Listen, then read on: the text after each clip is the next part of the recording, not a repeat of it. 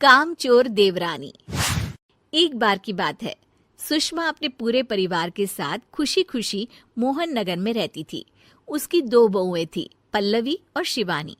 एक दिन दोनों बहुएं रसोई में काम कर रही होती है कि तभी उनकी सास सुषमा उन्हें बुलाती है। अरे बहू, जरा इधर तो आना। शिवानी, जरा जाकर देखना सासू माँ क्या कह रही हैं। दीदी आप ही देख लो ना जाकर, आपको भी तो सुनाई दे रहा है। अरे मैं आटा गूंद रही हूँ ना, तुम चली जाओ। हाँ तो मैं भी तो सब्जी काट रही हूँ ना दीदी। अरे बहू जल्दी आओ। ओफो, ये तो जाएगी नहीं। मैं ही जाकर देखती हूँ कि क्या करना है। पल्लवी सुषमा के कमरे में जाती है। जी मम्मी जी, क्या हुआ? शाम को घर पर कुछ मेहमान आने वाले हैं, तो तुम अच्छा सा खाना बना लेना बहू।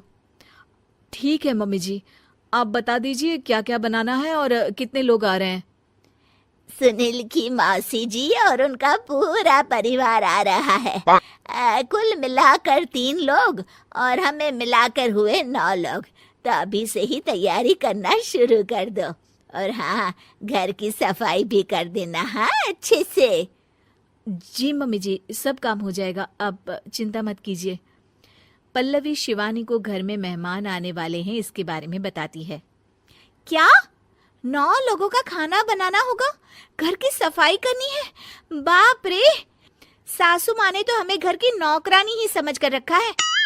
ऐसा नहीं बोलते शिवानी, हम इस घर की बहू हैं और घर के काम करना हमारा फर्ज है। दीदी तो है ही सासू माँ की चमची, जब देखो सासू माँ सासू माँ। मैं तो इतना सारा काम नहीं करने वाली।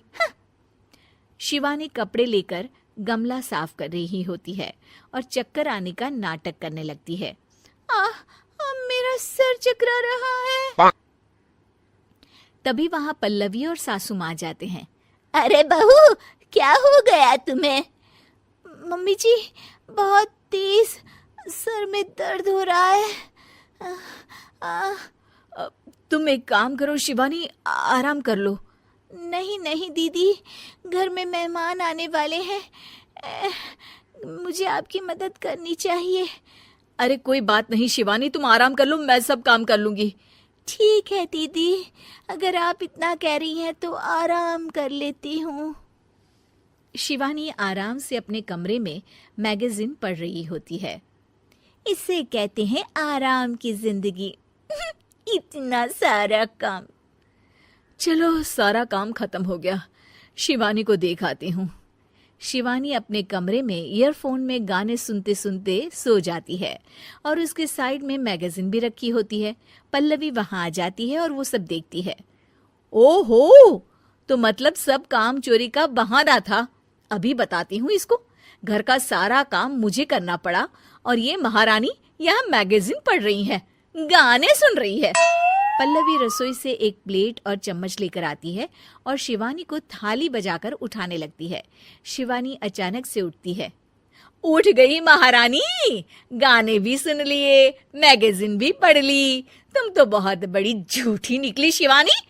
तुमने सर दर्द का बहाना बनाया ताकि काम करने से बच सको। हाँ बनाया बहाना, तो क्या करती, इतने सारे काम करती। मुझे कोई शौक नहीं है चापलूसी का। क्या चापलूसी?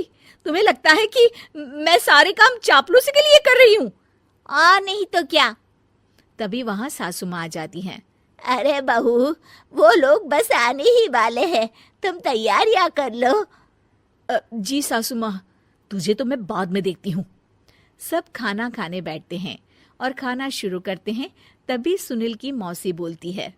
वाह भाई वाह, खाना तो बहुत ही अच्छा बना है सुषमा जी, एक एक चीज में क्या स्वाद है।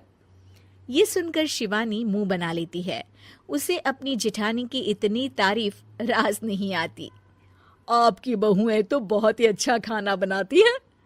हाँ, बनाती तो दोनों ही अच्छा है, पर आज ना ये सारा खाना बड़ी बहू ने बनाया है। छोटी बहू की तबीयत ठीक नहीं थी, सो इसलिए। मानना पड़ेगा सुषमा जी, आपकी बड़ी बहू तो बहुत ही गुणवान है। पल्लवी की तारीफ सुनकर शिवानी को जलन होती है। पल्लवी ये सुनकर खुश हो जाती है और शिवानी की तरफ देखकर उसे चिढ़ाती है। कुछ देर बाद मेहमानों के जाने का वक्त हो जाता है। मौसी जी सबके लिए उपहार लाई होती है। वो सबको शगुन के पैसे देती हैं और अंत में पल्लवी के पास आती है। तुम्हारे लिए शगुन का लिफाफा तो है ही, पर बहू तुम्हें एक और उपहार भी मिलेगा इतना अच्छा खाना बनाने के लिए। मौसी अपने सोने के कंगन निकालकर पल्लवी को पहना देती है। ये लो, ये मेरे मनपसंद कंगन है, अब से ये तुम्हारे हुए। धन्यवाद मौसी जी। ये देखकर शिवानी तो पूरी तरह से जल जाती है और गुस्से से रसोई में चली जाती है। तभी वहां पल्लवी आ जाती है और उसे अपने कंगन दिखाने लगती है। देवरानी जी, अब आपका सर दर्द ठीक तो है ना? मुझे लगता है कि अब सर दर्द शुरू हो गया होगा आपका।